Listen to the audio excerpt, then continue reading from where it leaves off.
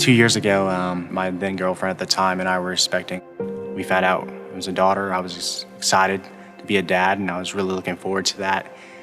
And on October 19th, 2016, we lost her. I just really felt like God was punishing me. I stopped caring about my career and my family, everyone around me.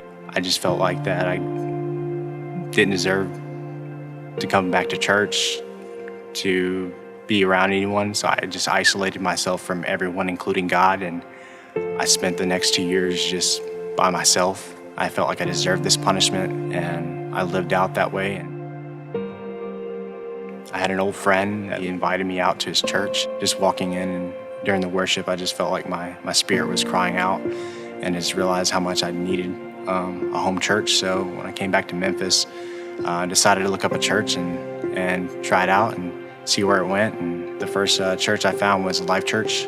I was immediately welcomed. I just felt like I can be comfortable here. And I remember Pastor John preaching, and we were just about to pray, and he was talking about that God wasn't punishing us. And I just felt immediately like God was speaking through him to me about my life. I walked out of there, and I immediately just felt like I needed a community behind me. So I started looking up life groups that were just launching and try to find one that fit my schedule. And Michael Howard had this life group, and which is a group of guys. And I just said, well, I don't have any friends. I decided I'm just going to go and see what it's about. So that following Tuesday, I came over to his house, and I met some really awesome people. Immediately, they loved me right where I was at, and I just felt like I could connect with these guys. It made me feel like I belonged here, and there's another chance. And I just found healing through that, through their love and care, and they just spoke over my life in ways that encouraged me. Texted me, called me, and just to tell me how great I was doing, and they just loved me right where I was at. And 2 years ago, I was alone.